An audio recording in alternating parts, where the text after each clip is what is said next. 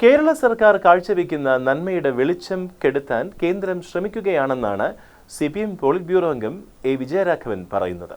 തൃശൂരിലെ LDF സ്ഥാനാർത്ഥിയായ VS സുനിൽകുമാറിന്റെ തെരഞ്ഞെടുപ്പ് convention ഉദ്ഘാടനം ചെയ്യുകയായിരുന്നു അദ്ദേഹം. കോൺഗ്രസിനെ പരാജയപ്പെടുത്തണമെന്നുകൂടി അദ്ദേഹത്തിന് അഭിപ്രായമുണ്ട്.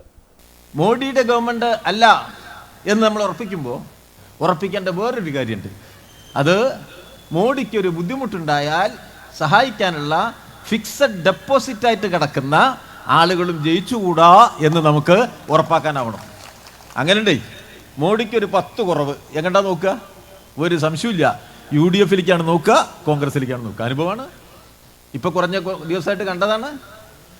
രാജ്യസഭാ തെരഞ്ഞെടുപ്പിൽ എവിടെയെങ്കിലും കുറവുണ്ടെങ്കിലും ഒക്കെ കോൺഗ്രസ് സഹായിച്ചു കൊടുത്തില്ലേ? 68 സീറ്റിൽ 40 സീറ്റ് കോൺഗ്രസിനുള്ള ഹിമാചൽ പ്രദേശിൽ കോൺഗ്രസിന്റെ രാജ്യസഭാ സ്ഥാനാർത്ഥി ജയിച്ചോ? BJP ജയിച്ച്.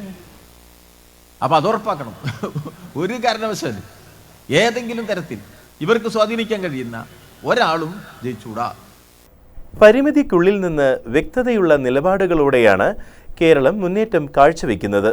ഇത് ലോകരാജ്യങ്ങൾക്ക് മാതൃകയാണ്. ആ നന്മയുടെ വെളിച്ചം ഇല്ലാതാക്കാനാണ് കേന്ദ്രത്തിന്റെ ശ്രമം. കേന്ദ്ര അവഗണനയ്ക്കെതിരെ പിണറായി വിജയൻ ഡൽഹിയിൽ നടത്തി വൻ വിജയമാക്കിയ സമരത്തിൽ മറ്റ് സംസ്ഥാനങ്ങളിൽ നിന്ന് മുഖ്യമന്ത്രിമാരും MP-മാരും എത്തി ഐക്യദാർഢ്യം പ്രകടിപ്പിച്ചപ്പോഴും കേരളത്തിലെ കോൺഗ്രസ് MP-മാർ മാത്രം തിരിഞ്ഞു നോക്കിയില്ല.